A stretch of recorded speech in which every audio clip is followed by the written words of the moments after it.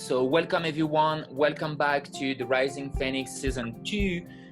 This is the first episode, and today we're going to talk about the understanding of consciousness, how we can bridge human design with consciousness, and actually how human design is way more spiritual than we could even imagine. In season 1, we saw a lot of basics on human design. We saw a lot of things about especially the mechanic of the Maya, the mechanic of the human design system. But today in season 2, I want to go deeper with all of you. I would love to bring an amazing guest today. So my very good friend Manex, and I'm going to introduce you Manex in a second. But that's going to be very interesting to see how we can bridge consciousness, how actually consciousness is everything, and it is a big part of human design. And it is mostly where we're going today in our society. So just to remind you, this is a 6-2 podcast. Here is Tom, my good friend Tom. Hi Tom, how are you today? All good here, Ben. Yeah, cool. We have Cheryl, who is a 6-2 projector, splenic projector. Hi Cheryl, how are you? Welcome back. Hi everyone. Welcome back. And myself, generator 6-2. So I really enjoy to say that 6-2, because we're on the roof, we have this view, we have a different view on the world. I like to say we kind of a visionary, mystic people. We always are interested of what's coming, always interested on what even people didn't think about it. We're really interested in what's coming. That's why I always like to say we kind of a visionary, mystic people, always looking for what's coming. But anyway, today we have a very special guest, my very good friend Manex. I think I can introduce you a little bit, and then Manex, if you want to obviously introduce yourself, for sure. But from my experience, and I spent 8 years with Manex. I mean, I know Manex for the last 8 years now, because we met for the first time in 2012, and you are actually the one who introduced me to human design. So it's a great honor to have you here. Manex is a visionary mystic, 100%, and a shaman. I like to say he's a very creative sound magician. Manex loves to play with music and sound. Remember, for season 1, we spoke about how human design is just music and how we can tune into the music, into the universe. And Manex is very amazing creating some sound. He's a natural healer, and he's a manifesting generator 5-1. You guys know that 6-2 and 5-1, we have such an incredible relationship together, and we may gonna talk about this a little bit later, but Ra always compare us 6-2 and 5-1 as a good friend, but always say like the 6-2 is the one who will take over the 5-1. So that was kind of funny to hear Ra saying this. Maybe to resume in one word, I would describe you, Manex, as just a spirit consciousness guide, someone who really have this ability to tune into consciousness and to guide us, maybe to say, to translate spiritual knowledge into something that is way more understandable for everyone today in society. So please welcome here again. Thank you for being here. And I'll let you say something about you. I'll let you introduce yourself and how, you came into human design or whatever comes to you. Sure. Thank you. It's such a pleasure to be here. Yeah. Amongst the 6-2 as a 5-1, I guess as a heretic, as always, being a little bit outside of you guys. But it's I was telling you, Ben, that it's quite a pleasure to be with 6-2s because you guys validate the heresy. So it's always a pleasure to be validated by such a whole group. I don't think I've ever had that. So maybe I'll say some nice heresy and it'll be accepted. So it can propagate itself into the world beautifully. Human design has been a really amazing journey. I mean, I started my shamanic kind of initiation very early when I was 14 years old. I even had some teachers that say it was way before around 2, but obviously I didn't really remember all of that. Even though there was this kind of weird thing where I saved this kid out of the river when I was 2, and then I got yelled for it, as if I had pushed them in there, but should have left them in the river. Anyways, around 14, I did some out-of-body experiences in nature that came really randomly, and I got kicked out of the church around 7 years old, and by laughing at the priest for what they were saying. So that was kind of, I didn't get to go through the confirmation, and so I went into science, and I really went into physics. My father's a physicist. My whole lineage is engineers, doctors, lawyers, scientists, and so I went into that frame of mind. And when I had this out-of-body experience, it kind of shifted a lot because I needed to understand it in a logical way, and so it kind of did this split where I went further into this spiritual, let's say, practical work, which of course later on as a human design that made sense to me, being a 5-1, and very much the physics, and then sound engineering. That's my degree that I got, and of course music is what really helped me come into my fruition, and it's a passion that is still with me. I think you see my drum set in the back. I have a piano also, but it's been following me around, and I even actually talk about spirit as conscious frequencies, which I think is really a beautiful way to describe the whole world in this hologram, is just that there's different frequencies of consciousness. And so human design came in quite late, I'd say, in my journey, just because I'd had 14, I started at 14 getting initiated, and by about 21 I was already doing sweat lodges for people, and then I started doing more healing for people by the age of 23, 24. I left my corporate job. I was one of the youngest at Sony, and then I worked with the UN and saw that was a lot of crap. And so I left both of those, went back to nature, really plunged deep into nature, popped open my clairvoyance, started seeing energy, and then all these people were talking about 7 chakras, and I saw 9. There was others outside of our bodies, and so, classic heretic. I told people they were all wrong. And I was actually at the psychic college at London, and getting a reading, because this woman that I just met, who ended up being the mother of my kids, said that she had met this psychic there who had predicted meeting me and described me to a T. So I said, well, I want to go meet this person. And it was probably the worst reading I've ever had in my life. I mean, the person just kept going in rounds about the fact that I'm stuck in this little boat, like an Asian person looking at the sun, but I'm stuck. And that's it for like an hour and a half. And I was like, well, can you give me something else? And so I went down kind of frustrated while she was doing her reading. And then this book like literally jumped at me. And it was a book from Richard Rudd, actually, that talked about human design and talked about genes, astrology, Kabbalah, like just everything, numerology, tarot, like into one system called the human design. So that fascinated me, because in my scientific approach, I was trying to find all the occult knowledges and bring them together into some cohesive, system, and obviously validating it with the clarity that I saw. And here's this human design system that claims that there's this synergy and there is this way of bringing it. But Richard Rudd, at that point in that book, which was a tiny little book, talked about human design like a football field, and didn't really get into the specifics. And basically I didn't understand the thing. And I was like, I don't know what this system is talking about. It's really not good. This is probably in 2005, I think, 2006, somewhere around there.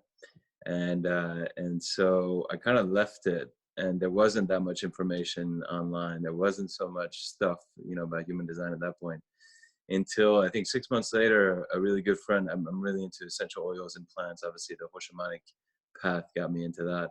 And then this guy came, and he's making like 15 grand a month, just making people smell oils.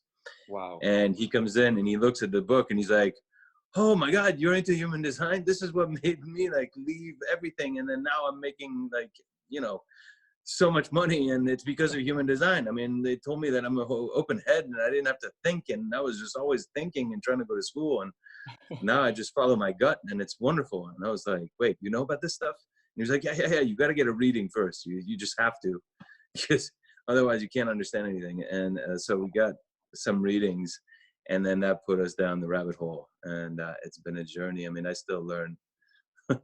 It's just, I think, impossible to completely grasp all of this. I was actually reflecting this thing in 2000, I think it was 2013. I got hit by lightning in Hawaii while listening to Ra's mystic stuff.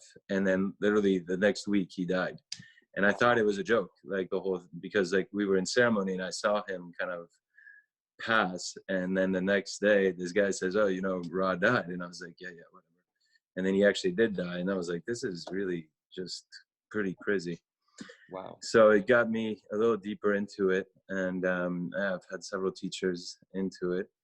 And it's been an incredible tool that I use a lot still today. I mean, I've completely integrated it into my shamanic practices. Even though I went back a little bit with Richard Rudd and went into the gene keys, and I went into integral human design, and, you know, I guess as a heretic, I didn't follow the school completely right away. Had to go all over the place.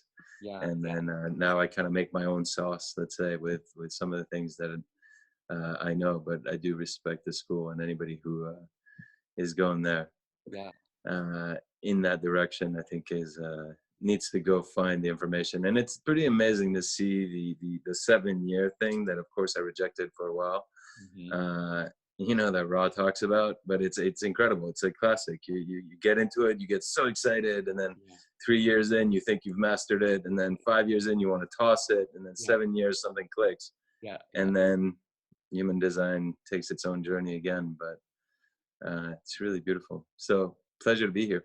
Yeah, thank you so much for being here and sharing your experience. I just changed the slide with your chart, so we can really see Manex talking and hearing where, you know, it comes from. We can see this beautiful interesting class of spirits, and, you know, the passion here. You guys can see this is his sun personality. We have the gate 55, you know, the provoking people into the spirit, you know, and with the channel of talent here. We have the Cheryl, you have the same, right? The 4323. So we can see where all this freak, you know, is coming from. We have this this big talent that is coming from, you know, and obviously big aura. So someone who is really into his own flow, you know, with the 515. Tom or Cheryl, is anything, you know, you guys want to say and share about Manex charts? Something, you know, we can discuss about what just Manex say about the spirit, about the shamanism. Well, yeah, when I look at his charts, it's a great chart. And you said he has his own flow, and he has the power to pull people into his flow, the thing he's doing, you know, what he loves to do. And, you know, the skills, it's great. Yeah. Hey, Ben, my variables are wrong. Yeah, really. How come? It's I'm a right brain, left mind, left environment, right awareness. I'm like the inside out person. Oh. So I must have either I gave you the wrong time. Oh. Did I say 2151 or 2251? Let me check. Let me check what I have. Ooh. I do that a lot somehow. Mess that up. Check. I have, you say 2251. I think it's 2151, but yeah, it's okay. I mean, basically just that right brain. I just have a right brain, but the rest looks pretty much the same. Okay, I will make the change, but yeah, right. It's good to know. Just if somebody's going to go into that. Okay, yeah, Tom, would you like to say something?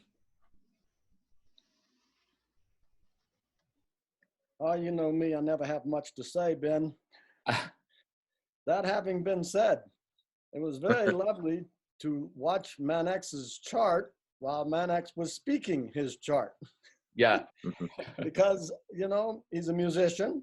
Yeah. He understands that the first thing musicians need to do if they're going to play together is tune their instruments. So he spends a fair amount of time in the acoustic realm becoming attuned. If you look at his north node, south node, both conscious and unconscious, you'll see it's all individual. Yeah. It's all individual. So it's all about the mutation. It's all about the spirit. His sun is individual. It's all about the spirit. And yet at the same time, he has a healthy respect for logic because he has a 1648. And he also has a healthy respect for the abstract because he has a 1756. He also has a tremendous respect for individuality because he has the capacity to speak his mind in a way that is going to structure and produce the breakthrough for people. He also has a big aura. He can attract a lot of people. And that, of course, he's a manifesting generator, so he has nothing to say or nothing to rule or nothing to do or nothing to be logical about until he's responding to the flow, which keeps him in the creative and the receptive. It's really quite beautiful to hear someone speak their chart accurately. So that's all I would have to say to start, but you know, there's always more. Yeah. Thank you. No into more. Yeah, thank you. So just so you know, Tom is a very good friend of mine. We spent a lot of time together in Boulder last winter, and Tom has been in design for 27 years now, Tom? Yeah, that's true. Yeah, and he spent 25 years with Ra. Pretty heavy things that we can listen today, recording. Tom have pretty much recorded everything from Ra, so it's quite incredible. Nice. Yeah. Thank you. Oh, you're welcome. It's a pleasure and a pain in the ass to have spent all that time with him, but well worthwhile. If you know him, then you know of what I speak. For sure. Yeah. You didn't know him before, now you know him. Yeah. 5-1s, okay? Very interesting relationship between 6-2s and 5-1s. Tell us more. Yeah, tell us more. Tell us more. Well, there is based upon a not self world, okay? In a true self world, there's no problem. Everybody gets along just fine. It's the not self world that creates all this dissonance and craziness. But in the world we are currently living in, trying to pull ourselves out of at the moment, what happens with the 5-1 in the 6-2 is the 5-1 comes into town professing some form of heresy. Okay, now you know they're paranoid insecures. They better have done their homework. They better be sure of their foundation before they step up to that microphone, or people are going to start throwing tomatoes at them, right? And far too often, that's exactly what they do. Step up to the microphone and barf something into the mic, and then everybody starts freaking out. Here's the story that Ra used to tell all the time as being a 5-1 manifester, okay? He said, you know, this heretic rose into town and says, gonna rain, you better build a boat. Now, there was perfect peace there in the little community. Everything was just fine until this guy comes in and says there's a flood coming, right?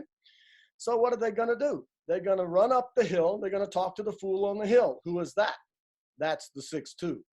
Now, if the 6-2 says, I don't see no rain, I don't smell no rain, they're going to run down that hill, build a fire, put a pole in the middle of it and stick that heretic on it and barbecue the guy, right? No wonder they're paranoid and insecure, okay? But on the other hand, if that 6-2, the fool on the hill, he's got the view, okay? It's not, listen, let's be very clear. We have that view on the hill because everybody else is holding us up. We were born to be wise. Doesn't mean we were born wise. We were born to be wise. So we could talk about the 6-2 thing, but right now we're just talking about this relationship. It's 3 phases of becoming wise, okay? All right, so at any rate, if that guy says, looks like it's gonna rain, looks like it's gonna rain a long time, if I were you, I'd build a boat. That same group of people is gonna round down the hill and he's gonna marry the mayor's daughter. He's gonna be given a position of high integrity because he saved everybody. There's all this protection that you're supposed to save us, right? And if you do, you're a hero. If you don't and you mislead us, you feel your feet getting hot, don't you? Yeah. So it's a mechanistic situation, okay? Ra said in his own literature, which I intend to get out to someone in the 6-2 profile thing, very, very important information. He said, I'm a 5-1, yang, yang, yang, yang. I'm as yang as anything you're gonna meet, but I am the way out. My way is coming to an end in 2027. It is over. No one is gonna listen to it anymore. They're not gonna listen to 6-2s either. They're gonna watch what we do. We are here to demonstrate the heresy. If it is a valid heresy, we are here to be the walking example thereof. That is the only thing that's going to impress anybody. So you can see where there would be an antagonistic relationship with people that are unaware. But the moment there's awareness, we realize that it is incredibly important that heretics come out and present new possibilities, and particularly if they have a 4323. Ra himself, 23rd gate, right? Okay, yep. 23rd gate, third line. That's my Jupiter. If you're hearing me talk, I'm explaining something. That's all you'll ever hear from me. So at any rate, enough for now. Thank you. Thank you, Tom. It's funny because I had a teacher friend, teacher that is passed as well, who is a manifestor 5-1. He was emotional, and him and Ra had such similar energy in that heresy, and it was quite interesting because he didn't like systems so much. He was like, nature is its system, observe it, and you will know all the other systems that try to explain it, and then you'll see what systems are good. But he was always interested and sniffed human design a lot. One of the only critics he says is that, like all systems, if you get stuck in the mind with it, and you're not living it, then it's no good for you, because the mind is the trap, and we can always get trapped into all sorts of knowledge. But actually the wisdom is, how do you integrate that and how do you bring it into action? And so I think that's kind of like what you're talking about. And I've seen that and felt that. One of the things that I do like about 6-2 so much, and what I feel, is such a drastic difference, is the transpersonal versus the personal trip. And that there is this kind of, when you're with other transpersonals, there's this immediate like, oh yeah, you're on this kind of path as well, to try to help others, to try to like, it's not just about yourself, versus how much of the planet is so differently into their personal trips and their personal stories. And obviously in relationship, when you go into that crossing of, a transpersonal with a personal person, I've seen, and I have experienced that it's really, really difficult to understand each other at times, because it is such a difference. And so on that level, I've always enjoyed the 6-2s and some 6-3s that I know, and the rare 5-2s also that are around, and 5-1s. We really have that thing. And the funny bridge that also is an interesting one is the 5-1 and 4-6 relationship, because of that weirdness about the 4-6 that has that 6 and yet is stuck in the 4. Well said.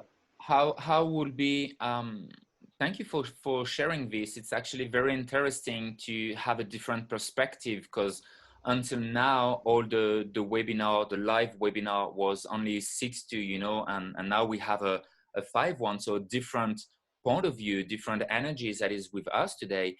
How expect this transpersonal experience? What would be for you the experience of being a 5-1, a heretic here in the world today, with your vision? Because I always say, you're such a visionary person. I know you for 8 years now, and I've been learning so much from you.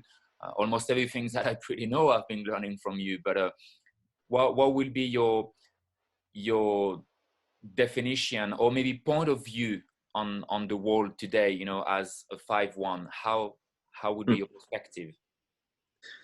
I think 2020 is quite an interesting year. I like how in the Back of the Future, that movie, Marty comes in, or the professor comes, and as Marty is about to take off and hit that lightning bolt to get enough energy to go into the future, or back to the future, the professor's like, whatever you do, don't go to 2020.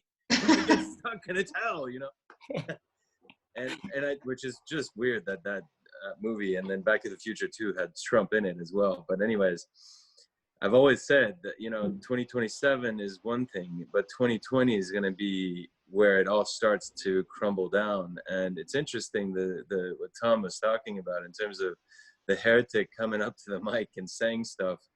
I've had some experiences that I have not talked about, and I guess with you guys I can, with things like extraterrestrials, with Yetis and light beings that like shoot off of rocks and things like that, especially in Crestone. Colorado is quite an amazing place.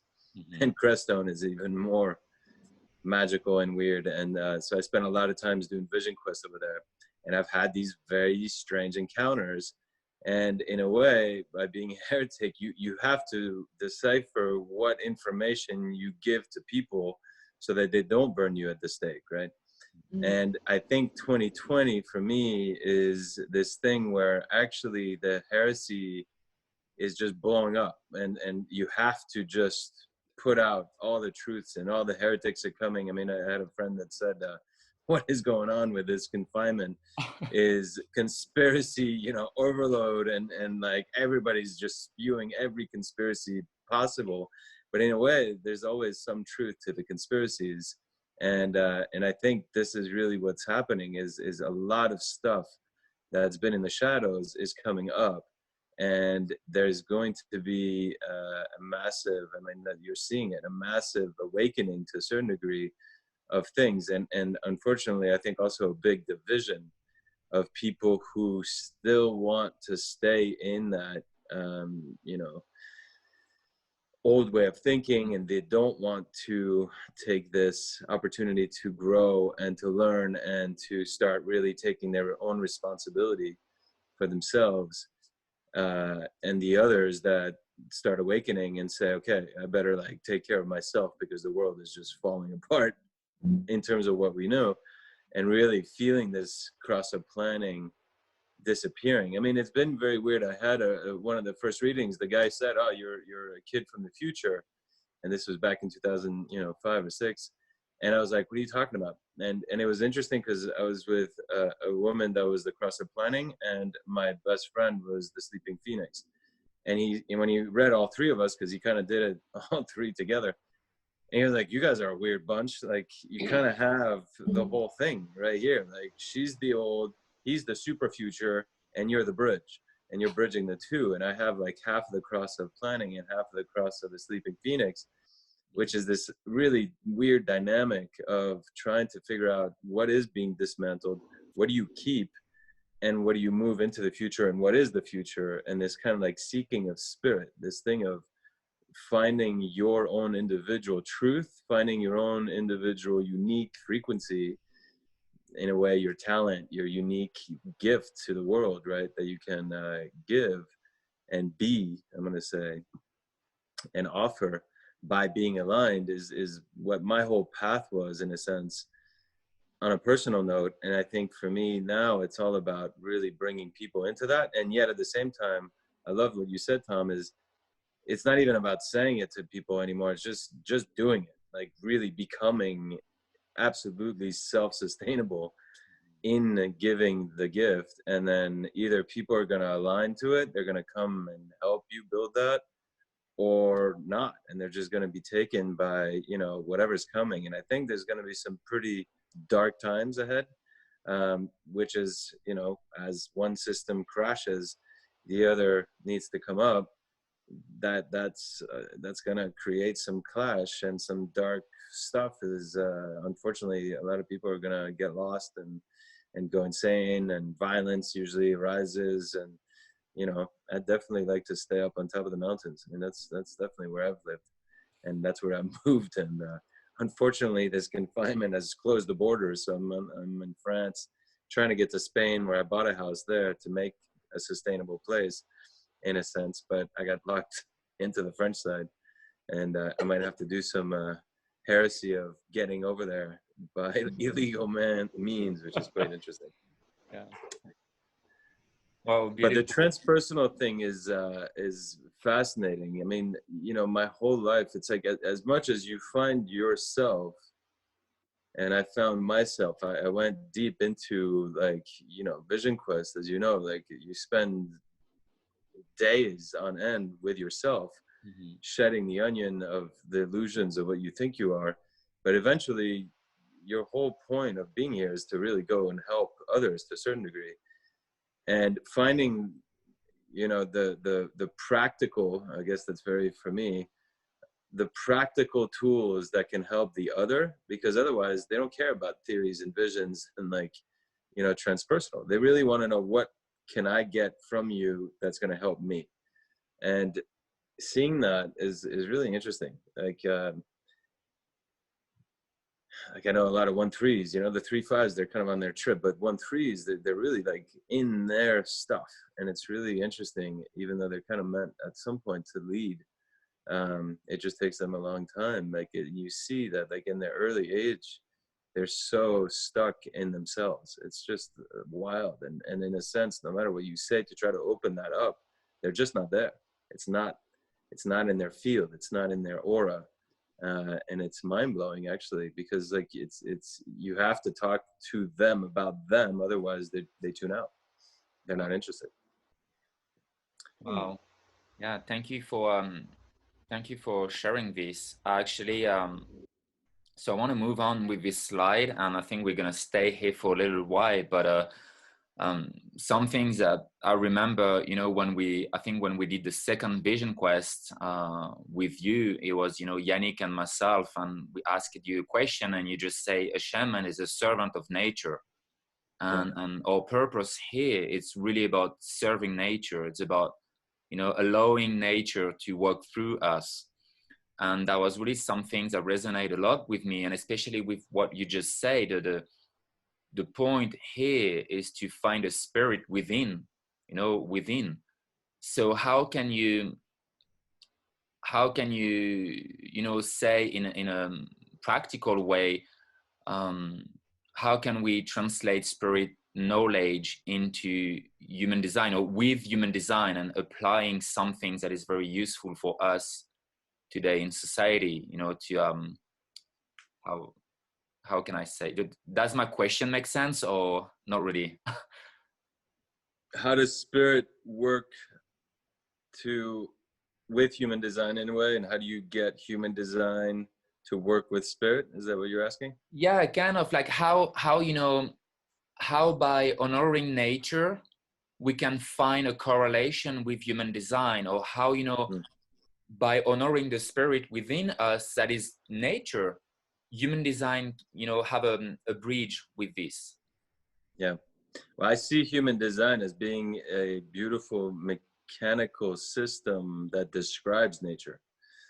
And so when Ra was talking about this is for shamans, in a sense, mostly, like, he was right. It's at one point when I really understood this, I almost wanted to say, you know, all shamans need to learn human design, because if you don't, you're missing a massive amounts of information that is so helpful to bring people into themselves, so that they can also serve nature, but also to just understand the bigger pattern. So I think in the observation of seeing so many charts and so many people, and even expanding into some of the mystical aspects of human design, you really see the mechanics. And nature is mechanical. There is a complete set, and we are nature. Like, our bodies is nature. Our mind can be tripping outside of nature. And unfortunately, that's also where we can be conditioned. I mean, I have some of that. The open, you know, emotional center with my son in it can be corrupted literally to the core of spirit. And unfortunately, I think I was lucky not to be, and early kind of plugged out, but there was that potential, and there's always this potential for that. And I think a lot of humanity was deeply conditioned into their spirit. And one of the first things is the definition of nature is that it's separate from the human. And so I feel like we really need to redefine that, you know, by saying, first of all, human is nature. We are part of nature. We are nature, and we got to reconnect to that. And then connect to your mechanics. I always say, if you don't understand your mechanics, if you don't understand the car you're driving, you're not going to go very far, you know, and you can forget about your spirituality. That's like for experts later. Like learn to drive your vehicle, and then we'll get and start talking about spirit, because there is this deconditioning process that has to happen. Whether human design talked about it, every shaman talks about it. And the spiritual path is meant to bring you into that deconditionment or deconditioning, so that you find yourself, right? You find the uniqueness. And that's what's so beautiful about humanity, is the diversity of beings that are so unique and different. And so the tragedy is the homogenization. I mean, I had a friend that said, you know, I used to love to travel. She's an elder, because it was so different. Every time I went to like China or like Europe or like, you know, Italy and whatever, it was like such a different world, and it made me trip out. Now it's like I go and there's still the architecture, but you still got McDonald's and whatever, you know, Chanel and blah, blah, blah, in the same restaurant. It's all organic and it's the same smoothies. And we've just McFied the world in a way. And unfortunately, I think spirit is about bringing that unique force, and I really use it as a force of individualization. And so human design for me is a massive tool of that, because it brings such clarity. I mean, you can't really deny it. And on top of it, what's nice and that I've seen is, you know, when you put a chart with people who have a very logical head, instead of seeing a shaman and then the shaman is just going to tell you all this stuff and it's really heretic, all of a sudden there's something that they can cling onto and go learn themselves, as you did, for example, and then empower themselves whether they want to or not.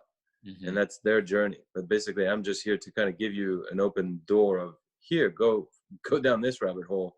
It's an amazing one, and here's why. And I'll give you a reading real quick of how amazing it is. And here's where you really need to work on, you know, like it gives you that. So yeah, it reminds me kind of like how you did with me. You gave me some of knowledge and kicked my ass, and I'll see you later, go figure it out. Exactly. Come back later. I hated you for this. Yeah. Well, I think also there's, you know, with a 5-1, which I think you guys are so lucky with not having this as a 6-2, is like we have that savior trip, and everybody expects us to save them. And so, like, you know, they come, I'm dying, help me. And then you're like, here, check this out. This is where you are. Stop being whining and stop bitching. Like, this is who you are. Like, you know, okay, I'm going to help you a little bit.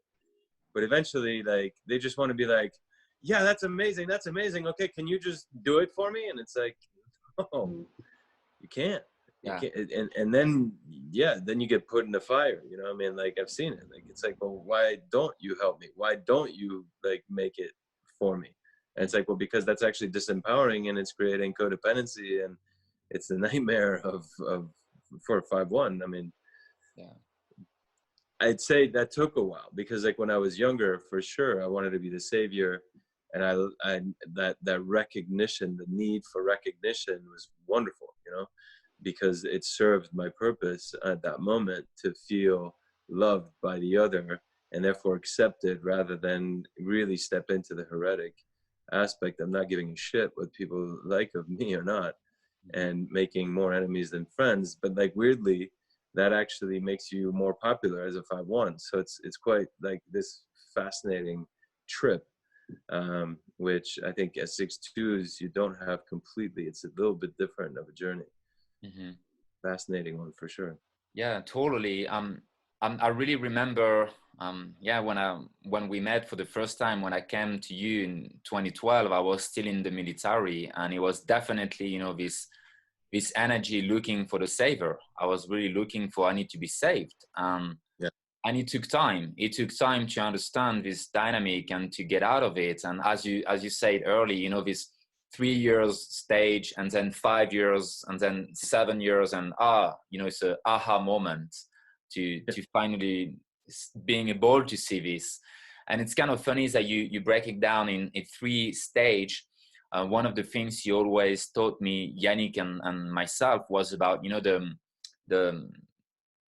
catalyst, acceptance and integration.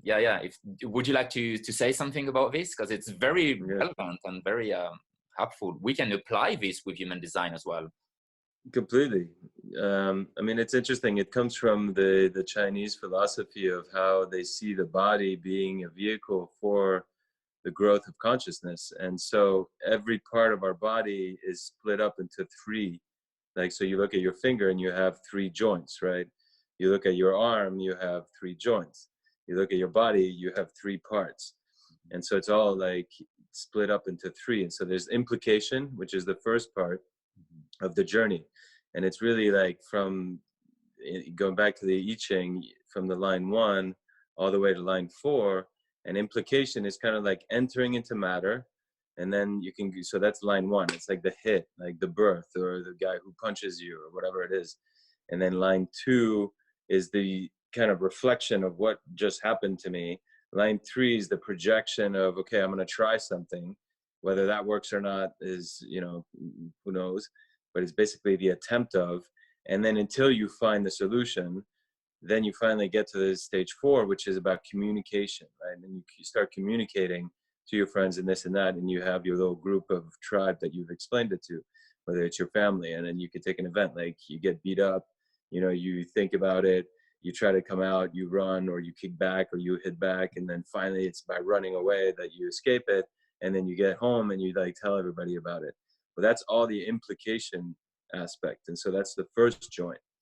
And then the acceptation is the 5th line, which is all about understanding that the whole process was just a big schooling for raising your consciousness. And so you have to learn to accept it and open your heart and really integrate. Well, that's the next part, is before you can integrate, you have to accept the whole experience as part of just a lesson. And so you have to really understand that. And then that's when you start rallying others that have had the same experience, and you start mastering the subject. And so you can actually start telling others and uniting others into this experience and finding the practical solutions out of the pain and realizing that you're not going to go do that again. And then integration, which is the 6th line, is really about integrating or losing fear. Like getting rid of fear that will ever happen again, because it's actually, you've gotten the consciousness of it. So it's the realization of the consciousness. It's kind of like the mastery, but like if you're at the 5th line, you know, let's say a bad example, I don't know, it's like some really tall, blonde, blue-eyed, you know, Viking that beat the shit out of you. And so you get that the whole thing was your fault and blah, blah, blah. And that's what you're like talking about, because it was all a learning experience. But every time you meet like a big, tall, blue-eyed blonde, you kind of cringe. You haven't integrated yet the experience. Because if you've integrated it, you actually know that that will never happen again. And so you could become best friends with and life will probably do that, you know, just to make sure. And so that's, I use that a lot, because you can kind of see within your body wherever you hurt, you know, and then you split the body kind of in half, as the left is more feminine and the right is more masculine. And you can start seeing where you're having problems with your consciousness and conscious growth.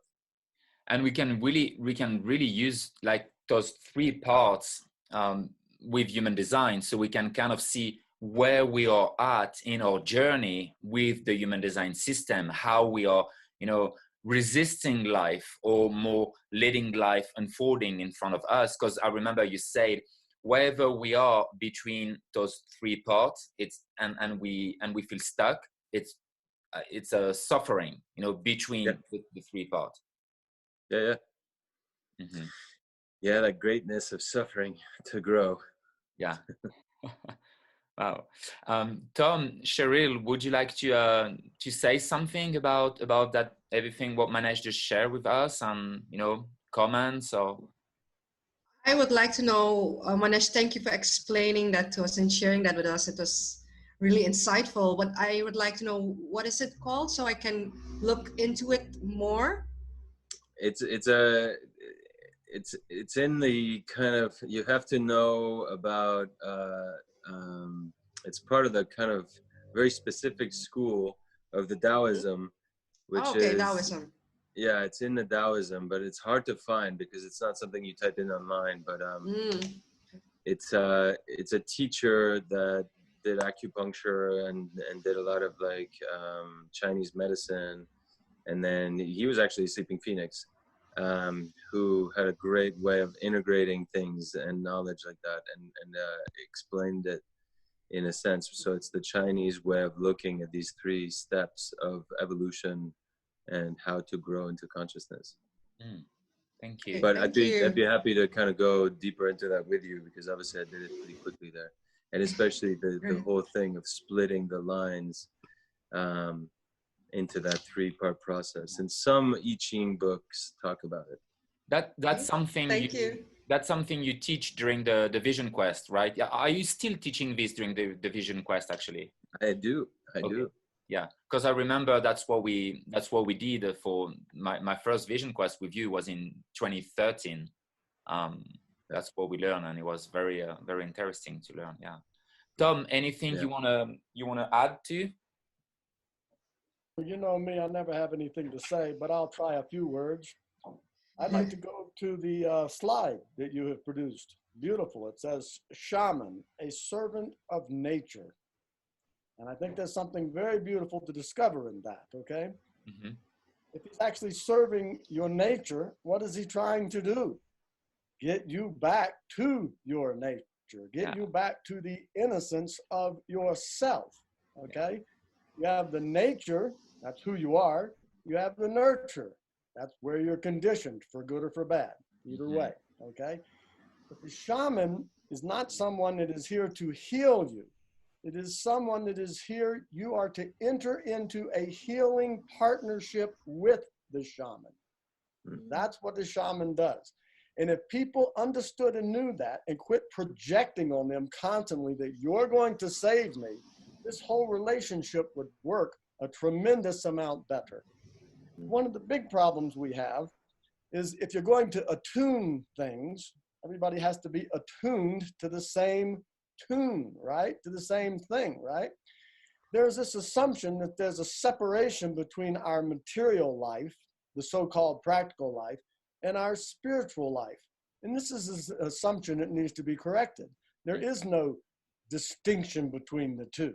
If you are living your spiritual life beautifully, your material life will work out beautifully. It is the return to the innocence of the self. 14th hexagram, 6th line, humility, okay? Everybody thinks humility is about being modest. No, it's not. No, it's not. You're being immodest if you're being anything other than yourself. If you're trying to be anything other than yourself, that's immodesty. So let's look at humility and get the true meaning of that. 14th hexagram, 6th line. Didn't you know it was your maker's intention for you to be materially successful? But also, didn't you know that all true power is spiritual in nature? And that's a definition. Where's the disconnect between the spiritual and the practical? Only in the mind of people who want to buy into that nonsense, okay? What did the man say? No, I'm not a Catholic. I'm happy to tell you I'm a recovered Catholic, okay? But what did the man say when he walked the same soil we're walking? He said, seek ye first the kingdom, and all else will follow. Maybe we should kind of believe that. Maybe we should realize that this is a being, when he makes promises, he actually keeps those promises. We live in fear and separation. Everything's separate. And of course, if it's separate, then there's always got to be fear. We were never intended to live there. We were intended to live and love in unity. This is what attunement is. This is what coming to a shaman is for, to have him put you back in tune with your maker's intention. Everything else will work out just fine. Thank you very much. If you can do that. But we have valued ourselves as nothing more than bodies. We are not bodies. When our body is laid down, something leaves that body. That something is the thing that was causing it to move and be warm. Signs of life, movement and warmth. That's what left. That's what we actually are. Yeah, and We that's are where, not. yeah, that's where, Yeah, we are not human beings that may choose a spiritual experience. We are spiritual beings that were given a very temporary by design physical experience. Yeah, totally. If we can So come to the unity of that, so much of all this goes away, and the 5-1s and the 6-2s will get along just fine. Thank you very much. Exactly. Yeah, exactly. So that's why, that's where we can really say, and this is a very profound statement, but that's where we can bridge, you know, the shaman knowledge that is for everyone, but not everyone will become a shaman, and bridge this knowledge with, you know, our rational society today to get an understanding of what it means to actually be a spiritual being, and by design having an experience, a human experience, incarnate into the flesh, into the form, right? And that's a very profound statement and thing to really understand. And I believe when this understanding of what it really means start to seek in, that's when, personally from my experience, I had this massive release on, oh, but there's nothing to do here. There's nothing to prove. There's nothing to achieve. There's nothing to chase. There's nothing to, I just need to be. I just need to be. And that's for me the beauty of, you know, bridging human design with the shamanic knowledge. So again, thank you very much, Manex, for being here, because it's quite amazing to being able to hear, you know, the knowledge that you're sharing. I've been personally hearing it, but it's very amazing to share this with the audience, and, you know, in the largest way for people to understand. And I would love to have your opinion on this, because today this is so trendy and everyone is pretending to be a shaman and everyone wants to be a shaman, you know, so the hidden side of being a shaman. But and I remember you always told me that the shamanic knowledge is for everyone, but not everyone will be a shaman, and not everyone is a shaman. And actually, if you realize what it means to be a shaman, you don't want to have it. You don't want this. Yeah, exactly.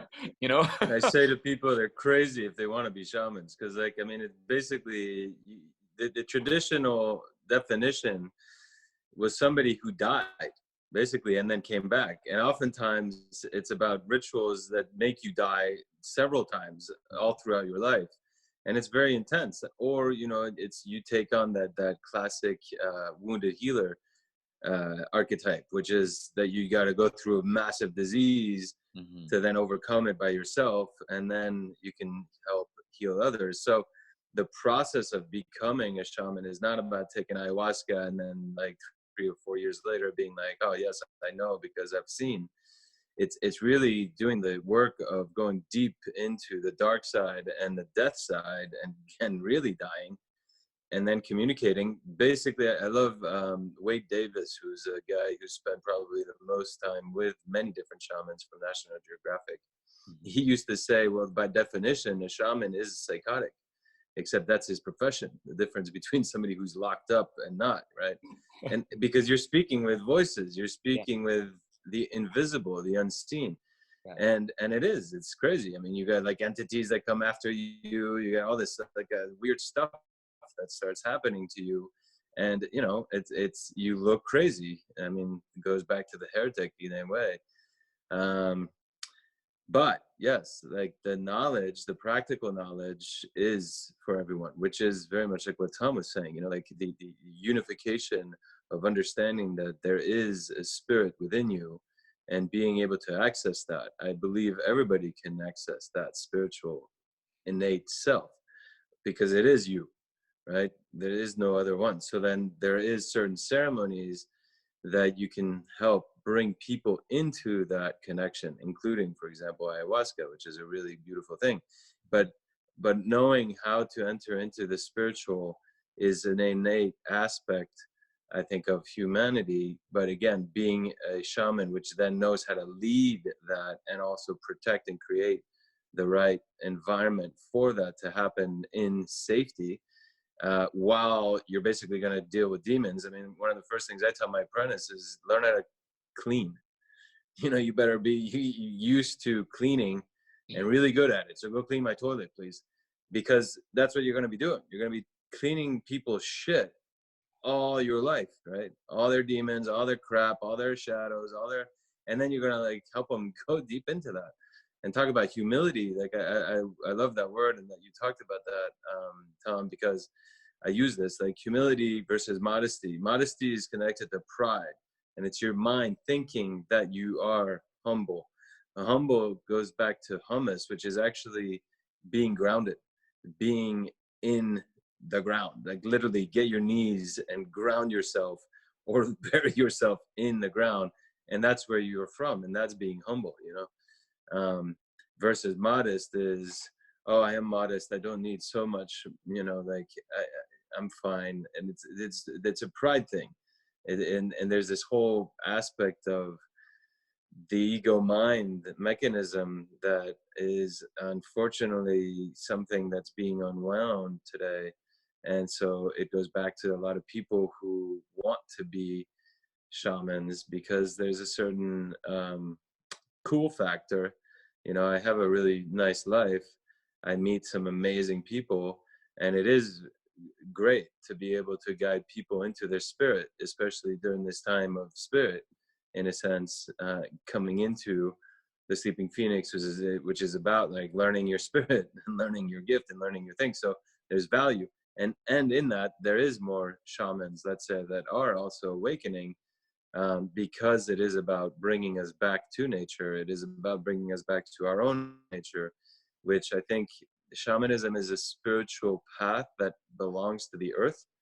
It doesn't belong to humans. It belongs to the earth. So even right now, if we all died, humans, and then whatever comes afterwards, somehow there would be shamans, that the earth would create subconsciously some new form of shamanism in a being, whether it's some monkey or some extraterrestrial advanced, Wa, or whatever we want to call them. Yeah. The earth is going to provide that knowledge, which goes back to being humble. Like you're humbled down, literally. I mean, like anytime my ego goes up, I get shot down, and it's painful. So yeah, if you want to be a shaman, you're definitely masochistic, and you like pain and suffering. And there's this power game. I mean, what you're learning in shamanism is how to deal with power. And power is a very dangerous double-edged sword. It's you're re-empowering yourself, which is great. But if you get too greedy with that power because it's tempting to be, I mean, that's the whole Game of Thrones thing, right? Well, power corrupts, and ultimate power corrupts ultimately. So that's a very true thing. And I think the whole training of being a shaman, and I had some really great teachers to kick my 4521 ego's ass, thinking I'm the authority. I mean, literally, I got pounded and pounded and pounded and pounded and pounded so many times. And then if it wasn't my teachers, it was nature to keep me humbled and really leveled into not getting a big head about my role and staying a servant and at service to nature without being conditioned and without being taken advantage of, which was a whole other journey. But, because I think there's a lot of people today that expect the spiritual person to just be, somehow supported by the divine completely, which you are, but there's an exchange of energy which needs to be accounted for. And it's kind of I think the Catholic Church did a pretty good job on that one, because they gave such a riches by stealing from the powerful. So they gave all the priests all this stuff, but so the priest could vow to nothing of material gain, which is holy, but actually it's supported by a massive industry in a sense. I love the quote that I think was said during the Seth material of the books, channeled by Jane Roberts, and the guy goes into the realms, into the bardos, basically. And he's got some time before his reincarnation and the mechanics of it. And so his guide is saying, you know, oh, well, we can go anywhere you want. You want to go like to the gods and like the elevated masters and stuff? He's like, oh yeah. I want to go see Jesus and Buddha and all them. And he sees Jesus and he's like arguing with, you know, Muhammad and like whoever else. And then Buddha is like meditating. And so he goes over because he's been a Buddhist and he's like, Buddha, I renounced all my desires and I renounced everything and and like I became a pure Buddhist, but I guess I didn't get enlightened. And Buddha's like, well, I mean, you can't take away your desire. That's like taking the meow out of a cat. You're human. Like you're supposed to follow your desires. That's your mechanics, right? And he's like, but I'm Buddhist. Like, don't they say that? And he's like, well, I'm Buddha. I'm not Buddhist. And I think it would be the same with Jesus. He'd be like, hey guys, I'm not Catholic. I'm Jesus, you know? Yeah. And it's the institutions that can corrupt the information. I mean, human design could become a massive tool for, let's say, Hitler to be like, oh, everyone who's got the 21, go kill him, you know? And it could be a detrimental tool in a sense. And that's unfortunate with everything that's enlightened and spiritual in a way. In a sense, what you say is it's not the tool who is dangerous, but mostly the interpretation of the tools and the way we're going to use it, correct? Yeah, the information that comes from either the prophet or the person is beautiful usually, and it's extremely like helpful. But it's how afterwards the institutionalization of that tool that becomes dangerous. Mm-hmm.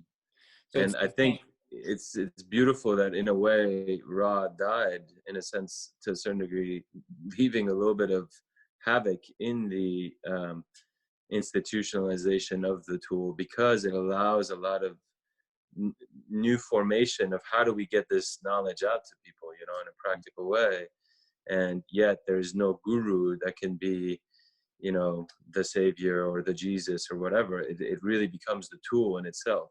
Mm-hmm. And so that's a really beautiful thing about this, because it is also one of the most practical, like it's very logical. Like you can really study it and go deep. Mm-hmm. And it's not just this etheric thing. And eventually it brings you, so you could either take it from a spiritual edge or from a very materialistic edge, and eventually it's going to bridge you. Mm-hmm. So you're going to see matter as spirit and spirit as matter in that reflection. Mm-hmm. I mean, it's a wonderful, amazing, magical tool, that's for sure. Wow, thank you. And I wish a lot more shamans like actually did know it, you know, and went through the 7-year process of actually deconditioning themselves. Yeah.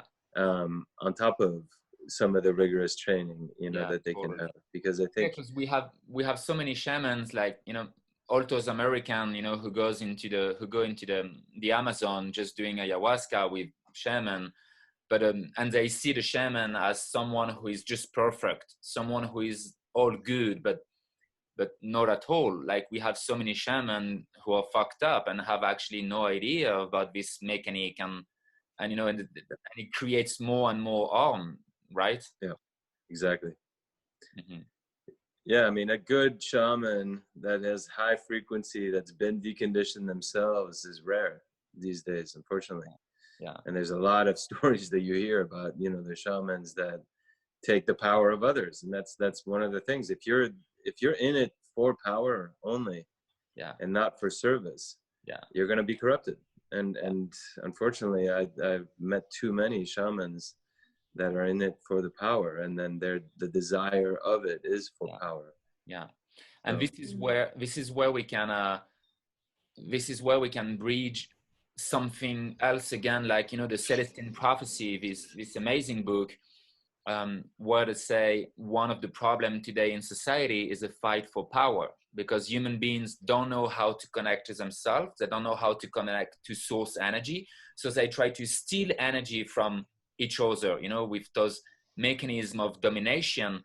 And when we have a look on human design, what is human design? What is self-empowerment tool? So it's really here to empower ourselves. So the moment we empower ourselves, we don't need anymore to feed on everyone and to have this need of control, right? 100%. I mean, it's interesting because that first 3 years, you know, when you find this amazing tool and you really get to learn it, mm-hmm. It's wonderful. and then you feel like you're empowered, and therefore you have more power than others to tell them what they should do and how they're wrong and how they're this, that. And then that's the first slap, you know, it's like, shut up. Like nobody wants to hear that. I did this. Of course. I mean, so did I, you know, and then you got to learn more and like how to live your own and like use the tool for yourself first to really find that power, which is, I was thinking about this the other day, actually, how, I mean, humans by nature, when we're born, we're very powerless, we're very dependent. And then as we grow, we still have this very, like, you know, we're not very developed and we're not taught so much about the world and the state of things. We're very conditioned and put in boxes, right? And so we feel so powerless and it freaks us out. Like how do we move on, right? So yeah, there's all this conditioning around codependencies and creating the toxicity of that, and money being one of the biggest false empowerment.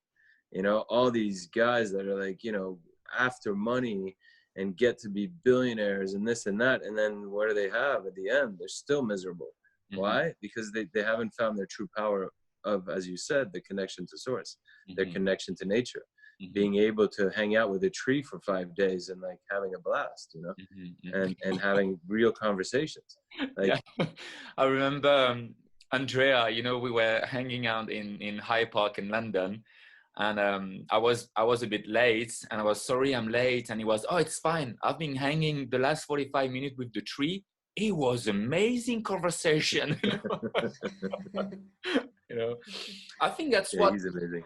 Yeah, from my experience, like the first 3 years in human design is exactly what you describe. You know, you kind of find a new power, you find something that is new, it's like wow, and you use it for yourself, but like straight you have this desire to go tell people what to do, you know, to share it with people and to say, hey, do this, do that, and you want to teach people, but you don't even really know what you're doing, and you're still so stuck in your not self as well. And yeah, and it's a big smash on the face, you know, it's a big like a, yo, what you doing here? And I remember that the spirit, you know, who is like kind of like kicking you and putting you back on track. No, first do this for yourself, and then you can become a pure empty channel and really just do it unconditionally, right?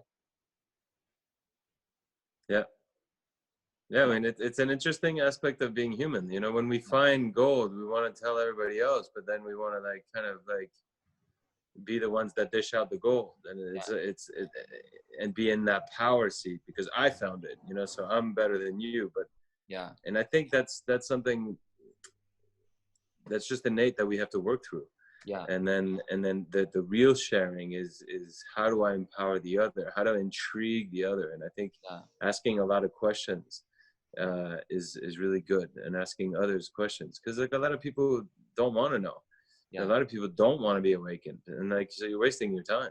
You know, like I had another great teacher that used to say, everything you resist persists. So if they're resisting, it's going to come to them at some point. And so they'll come knocking on your door, you know, be like, hey, you showed me this tool one day. Can you like tell me more about it? And they do. They come back. So this is great. Like this format is just sharing. It's pure sharing. You post it up. You give some bits of knowledge here and there with different people that have different experiences. And then eventually people will come to it or not, you know, and hopefully they get something out of it. Can we say, and a question for you, Tom, let me know what you think about this, even you, Manex, you know, but can we say, is it something that is only transpersonal, or we can say the more we go deep into the knowledge, you know, human design or just shamanism and connecting to the source, so within, you know, the more we connect with ourselves, the less interest we have about trying to convince people that this is the way. You know what I mean? It's like I find out the more I do things for myself, the more I dive into my own nature, my own design, the less I have interest on trying to help other people. The the more I'm just becoming selfish. You know, it's about me. Sorry, I'm busy. I don't have time. It's me. You know what I mean? Tom or Manesh first, whatever, but yeah. Tom, you're the elder. I'm going to let you speak on that one. Ben, I have a sneaking suspicion that what you're referring to is exactly the time that we're in at this present moment. Okay?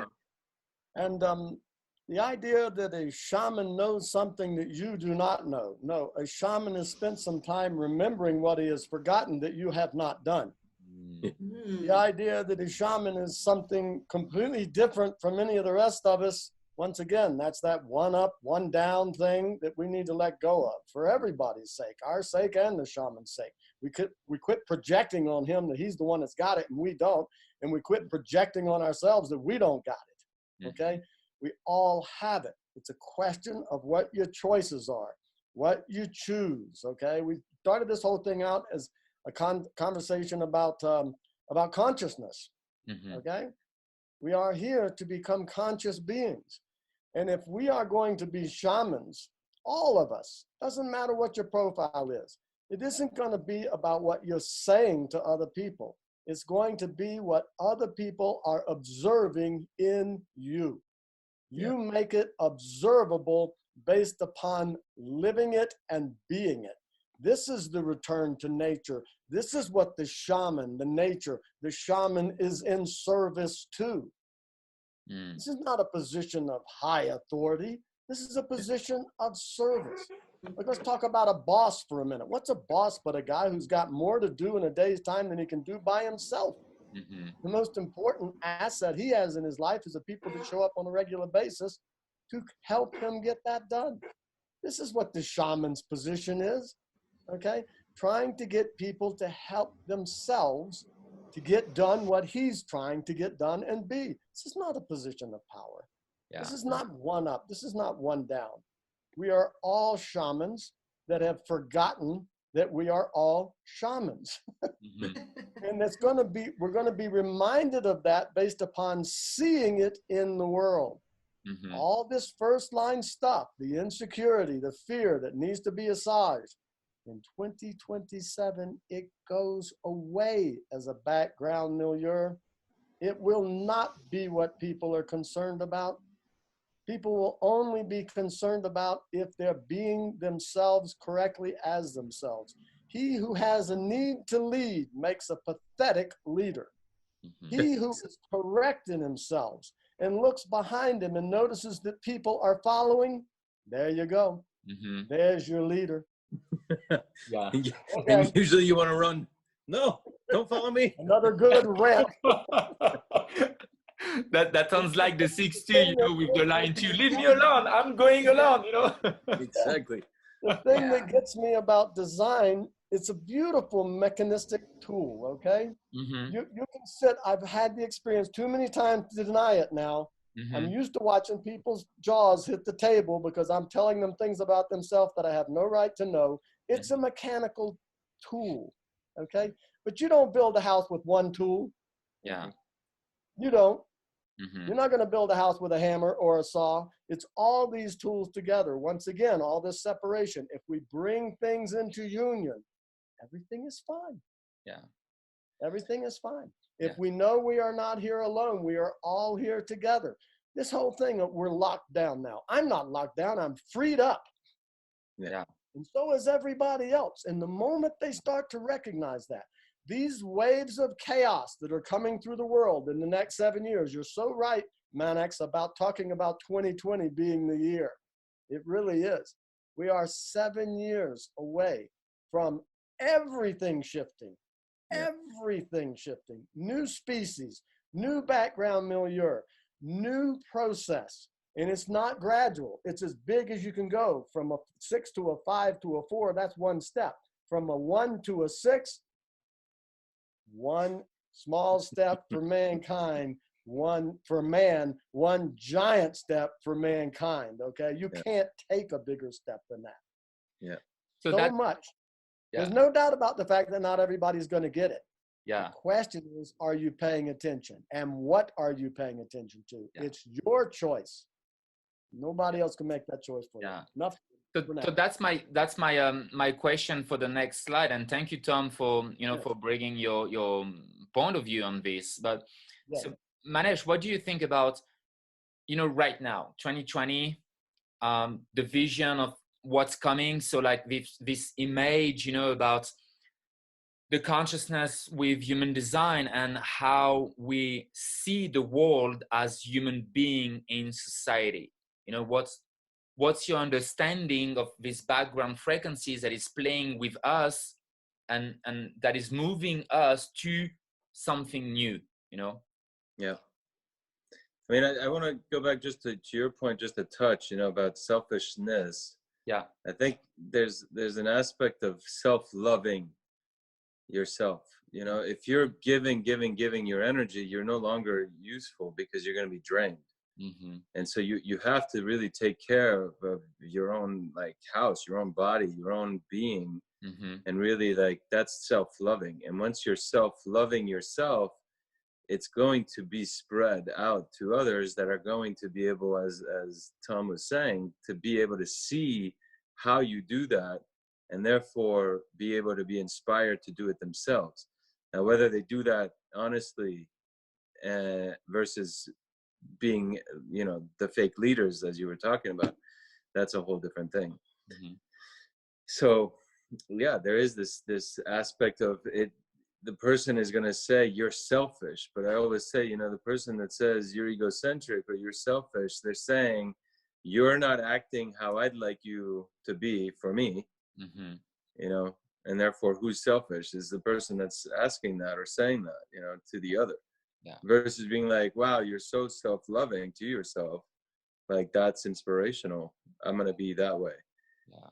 I think afterwards is just the amount of sharing, which is, with my 45-21, I spent my whole last year really going deep into thinking, okay, can I be completely self-sustainable alone? Mm-hmm. And you can't. You just can't. Yeah. We're made to be in this network of there is going to be interactions. The hermit can't be his whole life in the cave. It just it's like, I say a lot, especially at 3-5, is life is going to come and knock on the door of the cave. Yeah. So we are interdependent, we are interconnected, which kind of goes back into this slide. And I think if anything, in my design, it's been a lot about that. I've had a lot of people say, yeah, I'm selfish and I'm a pain in the ass because of my flow. It's my flow or fuck off, basically. And it's as soon as I compromise my flow, it fucks everything up. Yeah. For me and then for everybody else. And what's so amazing about that one is that the 515, as I'm in my personal flow, as soon as that starts bringing in a community or other people around that connect, that 515 starts feeding the 14 too, right? Mm-hmm. Which is it re-empowering the resources and the vision of the feminine, so of the earth, to actually manifest itself through the heart. So being in my flow is so deeply my thing now. It's I don't give a shit. Go fuck yourself, basically, if you don't want to fit into my flow. with compassion, right? I get it. It's a pain in the ass. I'm a pain in the ass. But I promise, if we are in my flow, it's gonna all be good. It's all gonna go into synchronicity and the resources are gonna come and everything's gonna come. As soon as I'm out of my flow, it's a disaster as well.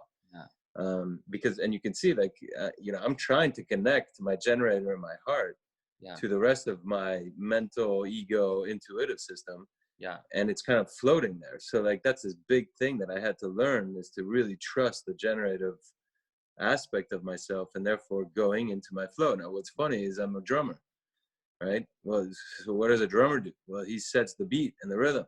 So I just set the beat and the rhythm, and then just listening to the drummer is cool. But as soon as the bass goes boom, boom, boom, boom, and the guitarist goes, it just sounds way better than just the, Yeah. And so that's just, it can be very mechanical of the drums by itself. As soon as you start adding the harmonics, everything starts playing, and it's so much more fun to be in that flow and that rhythm. But so that was a big thing. And like, yeah, that's selfish, like in a way. And of course, my 4521 ego does not like being called selfish, egocentric, you know? So I wanted to defend that versus actually accepting that and being like, yep, I'll sing too. And tell your stories on top of it with my flow. If you want to like, yeah. And then it drives people crazy, right? Yeah. Now, in terms of the future, like, yeah, I think that's going to be a weird thing. Like if you look at the 3420, which is like this incredible power of the bully in the now to bring like the expression, you know, like, and that's what the backdrop is changing to with this 5955 like spirituality, which like we can talk a lot about because I've had a lot of projections on that one of me, especially with a 5-1 being a seducer, like, you know, getting in and like trying to seduce the spirit out of people. Actually, it's like basically I'm seducing the spiritual essence of the person, their emotional essence. And then, yeah, I mean, like as Tom said, with a tool like human design, and I have a couple other tools, like I can describe people's stories so deeply of who they are and like how they work. It's almost scary where they're like, what, do you have like a camera following me around? Like, what is this? And it's like, well, no, and it's mechanical, and you better learn how that is and how that works and how you work so that you can accept yourself, so that you can go into this self-empowerment, which is what we're moving towards. And I had a guy describe it really nicely. It was a reflector, actually. He was like, you know what we're doing? It's like we're all playing these roles, whether you're conditioned or not. Like, okay, great. And just imagine you're like in, you know, Versailles in the king's like quarters, and there's this massive garden and there's this huge palace, and it's like there's the rules and you can like, you know, do your thing and everybody's doing their roles and blah blah blah. And then it's like, imagine like all of the people staying in that very well dressed, all this stuff, and then all of a sudden Versailles like is switched, and that's the backdrop, and now you're in the desert. Well, the king sitting there with his like, you know, fake hair and his like big clothes in the desert, like it doesn't work. He's gonna have to like undo his clothes and like probably change the role, being like, shit, how do we do this, right? And how do we work in cohesion together, and how do we like self-empower myself versus, because like nobody's gonna care that he's the king. Yeah, the castle is gone, right? Yeah. So I think that's going to be a pretty drastic shift that's starting right now because of these 7-year cycles that really like start. And yeah, like, I mean, we all feel it now. We all feel this, like what's going on? Things are shifting. Like the world's never going to be the same. And it's just the carpet. The first carpet was taken out, and there's like a whole layer. It's not a whole building. That's why everyone really have this urge to taking care of themselves, right? Yeah. But I can feel a lot of shame and guilt from people, you know, to finally be self-loving, you know, to finally stop helping everyone and to really coming back to the basics, which is taking care of themselves. Yeah. Well, guilt is pride hidden. You know, it's like you're too proud to be self-loving, and like you're still thinking of the image of what others will think if I'm too selfish, and that makes you feel guilty. So that's really useless. And then even though it's unfortunately poor projectors, they're just driven by it. You know, and you know, but like you look at that, like their higher consciousness obviously in here to like tell others, you know, to a certain degree what to do, or at least somewhat manipulate them into that. It's really fascinating. I don't know what Tom's design is yet, so I don't know if he's a projector or not. No, you can see here his manifesting generator, emotional. Here, yeah. Nice. Yeah. Tom, you want to say something? Something very simple. Yeah. Today, the sun is in the 23rd hexagram. Need I say more? What we are listening to is a 23rd hexagram speaking. Yeah. There we go. Yeah. And the projector can come and help us. Yeah. It's interesting to note how many 23s there are here, myself included, speaking. Yeah. And I want to ask you a question as a 23 voice, and as a 6-2, and as a 5-1, and as any human being whatsoever. any upright biped. When you spend a certain amount of time explaining something to someone, did you ever hear yourself say to that person, did you hear what I said? It's not what you say. You say, do you see what I mean? Yeah. So simple, so Yeah. simple. Yeah. What's coming is not going to be about whether somebody heard what we said. Even us holy 23s. Yeah. It is not. It is going to be about them seeing what we do. Yeah. Now, if that doesn't tell you about the gigantic step from a 1 to a 6, then I can't tell you that, because that's what it is. It will not be about this. We can and do say anything. It will be about the demonstration of what we do. If it is congruent with what we say, they will like it. Yeah. If it is not, you know what being burned at the stake is for a 6'2"? It's being called a hypocrite. You say one thing and you do something else. That is the maximum demonstration of a lack of integrity. Yeah. Back to the shaman. The shaman is here to be a servant of the nature. Yeah. That is our nature, to return to the innocence of ourselves. Be yourself, love yourself. There isn't anything else to do. We are human Exactly. beings. Yeah, beautiful. Never about the doing in the first place. And so we are sitting being with ourselves right now. And everybody wants to think that's a problem. They say, oh, I want things to get back to normal. Damn it, normal is just a setting on the dryer. You do not want to go back to normal. Yeah. We want to progress. Yeah. And those of us that want to and seek it with a full mind and heart will get there. And those who do not, it's a choice. Yeah. Upset. I like the word confinement better than the lockdown, because confinement, it's with finesse, refinement, like it's refinement with refinement, basically. So it's a time of refining yourself. Exactly. And it's beautiful that we all have this moment, this pause, as you said, to do that.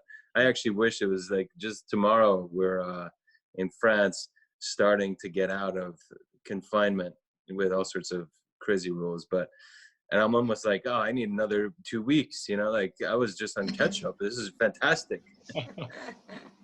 Yeah. Don't worry, there will be other waves of chaos coming. Yeah, I'm pretty sure of it. I actually had this wonderful artist, another MG51, who was like, you know, I'm sure we're going to have another confinement. I want to organize a confinement where we can have some amazing individuals all together, like on this big piece of land with several houses. You know her, actually. It's, was it Olivia from Olivia? Yeah.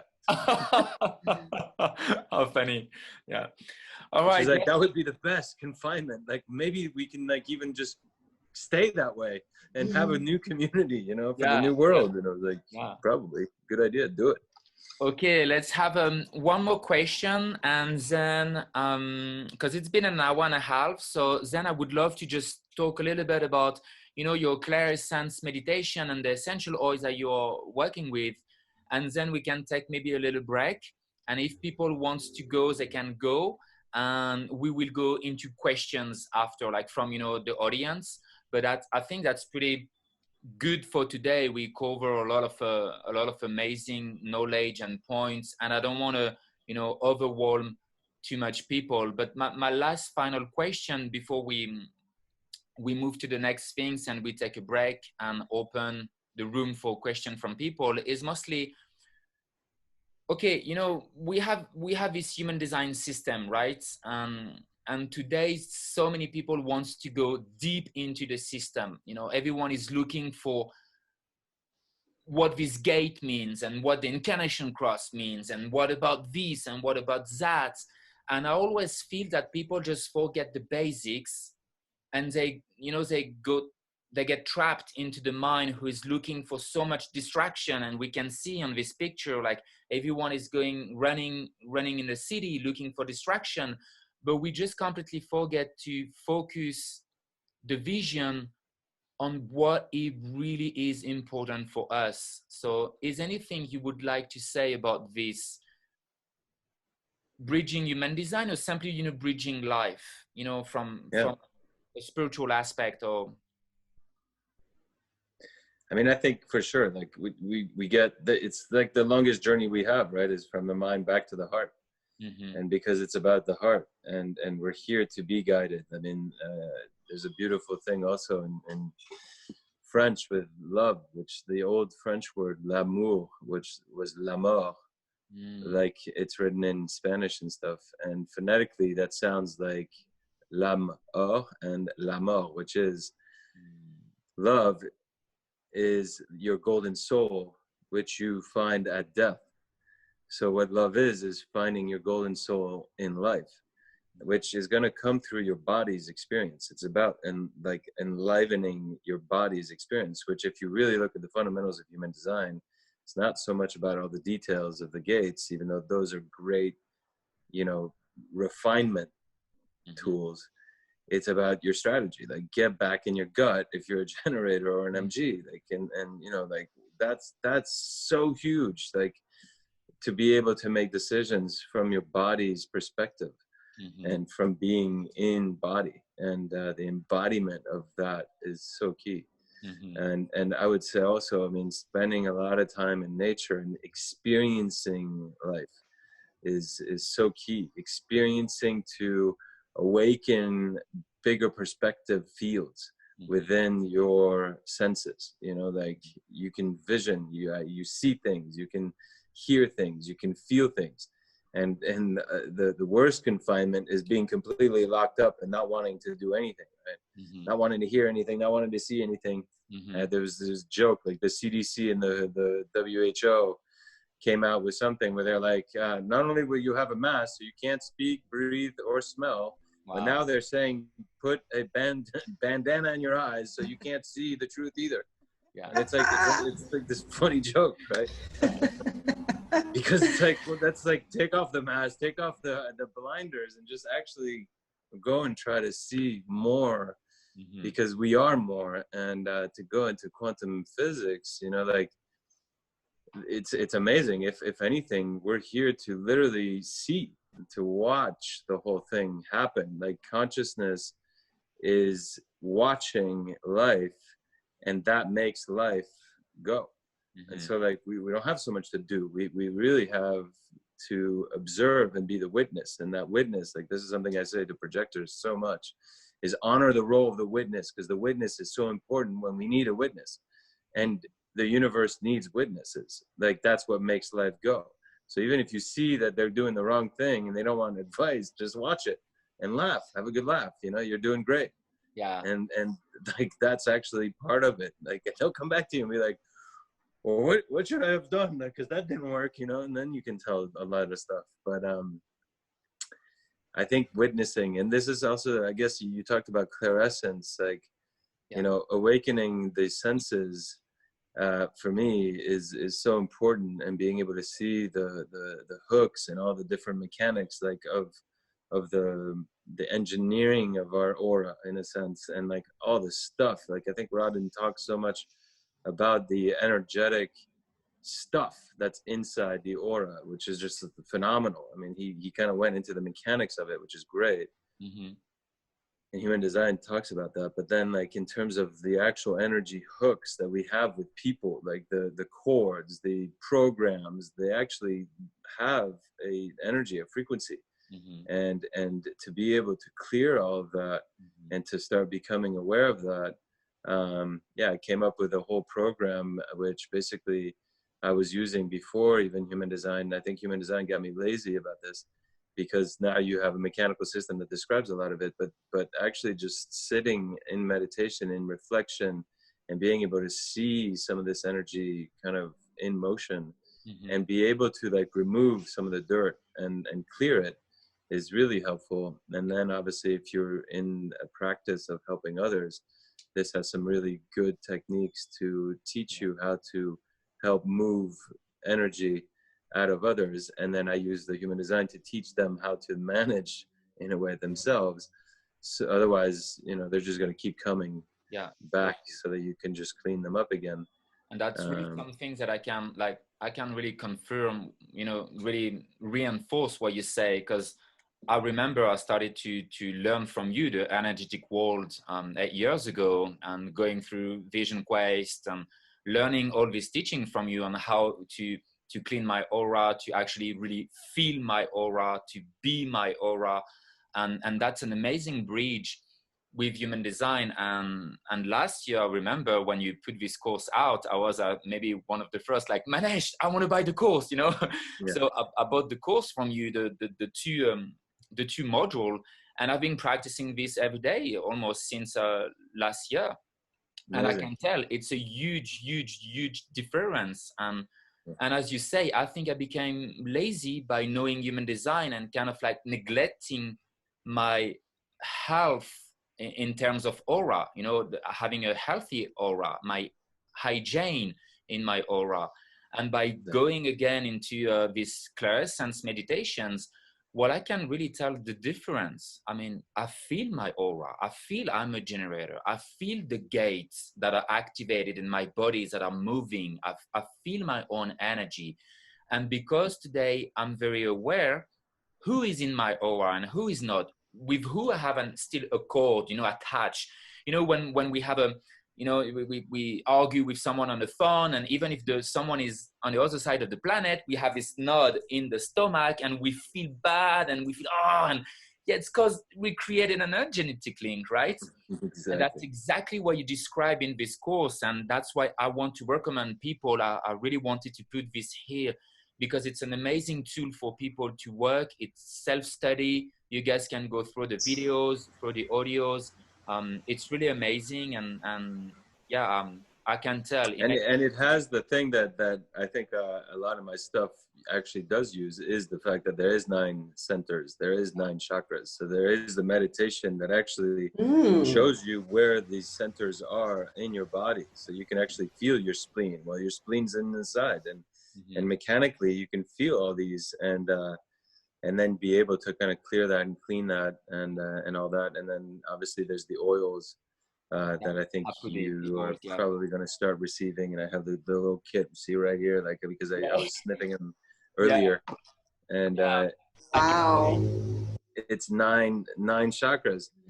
You know what's amazing, because like they talk about the 7 chakras as being the 7 colors of the rainbow, and blah blah blah, and 7 7 7 and 7, and actually there's 9 colors in the rainbow. You just don't see the pink and the gold because they're actually like so refined that you have to have the illusion of the light. But there is the 9 chakras, and there is the 9 colors of the rainbow. So a lot of it again is false information that finally is being revealed, and eventually when we get to 11, centers embodied, we'll probably be off this planet. But yeah, I order my oils. I can't wait to have them at the house. And I think if people buy the full package, like the 9 oils, you put a little book, right? Or little things to learn how to use them, right? Correct? Exactly. And we talk a little bit about the human design and like all of that, and the evolution of the chakras, which I find to be like one of the things, that Richard Rudd, for example, and Gene Keys, which is wonderful, because the poetry in that of the description of each gene is a whole adventure of going back and meditating, let's say, on those genes or on these channels and gates. But one of the things that's missing is the map. And the map is so fascinating in the fact that it does show how energy is moving. And the fact that we've evolved, that like an inanimate object has 1 chakra, and then it evolves as we grow in consciousness. Like, this whole debate about consciousness being outside of your body or inside your body, or is it in the brain or is it not in the brain? Like, nobody talks about the fact that it's in your chakras. And each chakra is a split of consciousness. So our conscious awareness is 9 centers. Like, it's pretty complex, the human conscious field today. It's got 9 centers, and each of the centers have a lot of different frequencies. And it's really deep. Like, and for me, it's really about that. It's the energy system that we have. We take some of that back in terms of the understanding of it when we're not in body, But when we're in body, that energy system like gets to be felt like in the body. And that's where I feel the consciousness is really in the centers. And it's amazing to be able to be at this level right now and to have 9 centers and to really go deeper into just that. In human design teaches us at least to be correct in that. Yeah. Beautiful. Thank you so much. So what I'm going to do is, if you guys are interested, about Manex's work, in the description of the video, so on the live recording on YouTube, I will put his details and the websites and where you can find the Clairessence meditation course that I really invite you to take. I mean, I'm doing this every day. I love it. I love using the grounding meditation. I love using the cleaning meditation, using the 9 centers meditation. It's quite amazing. I will put a link. And actually, by the way, if you sign up right now, you can get 3 of the meditations for free. The first 3 intros. Oh, nice. For the confinement, I gave the grounding and neutrality. It's a little complex with teachable. So like as you sign up, you then log in and then you got to click on the module and then you'll get back to the sales page, but you just scroll down on the sales page and you'll see afterwards you have the previews and that will take you into the free meditations. Nice. Wow, thank you for this gift for everyone.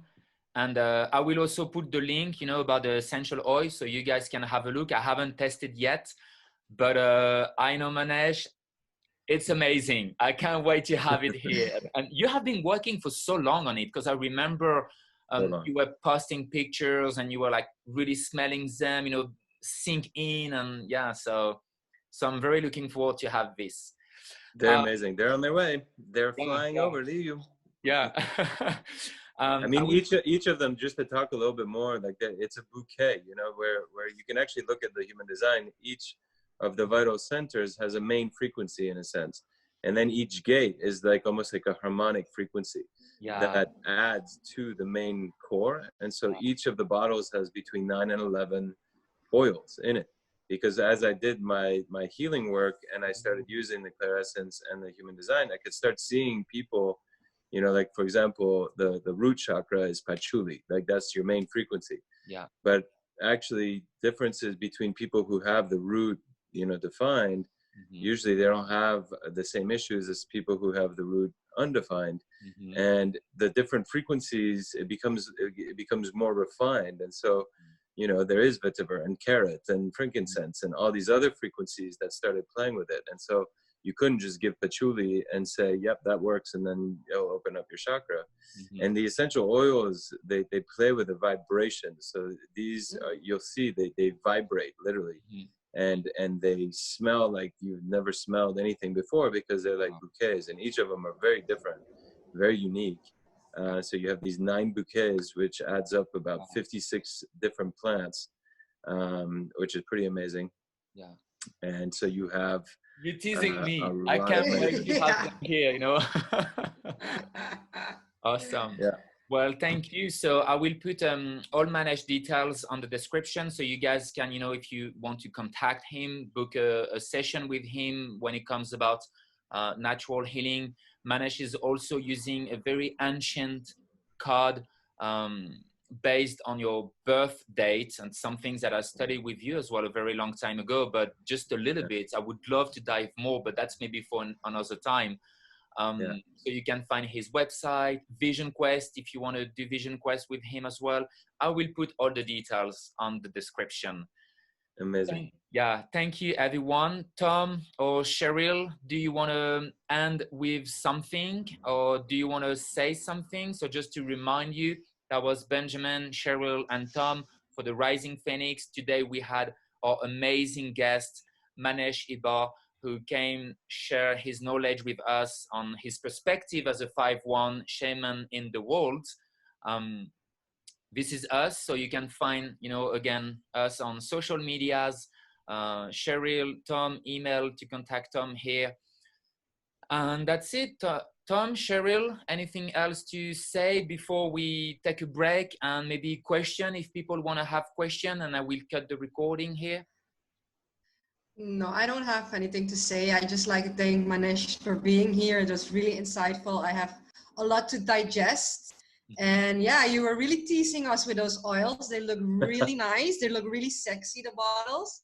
So yeah, I'm gonna look into them as well. And your meditations audios, I'll check it out. Thank you. And thank you, Ben. Yeah. It was a pleasure. Tom, do you want to say something? Again, thank you, Manex. It was nice to meet you. I have a brother born on the same cross as you, so I'm very familiar with the energy. It was nice to be in that. And at this point, there's nothing more to say. I think people have taken a lot in, and I would be very happy to answer any questions that people may have that they would like to direct at me. And so now we turn it over to the audience after a break.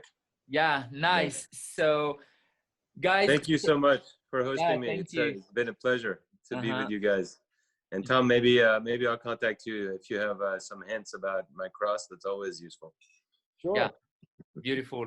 So I remind you guys, for next week, we will have the episode 2 on season 2. And next week, we're going to have a special guest. He's a reflector 6-2. And the topic will be only about reflector and projector.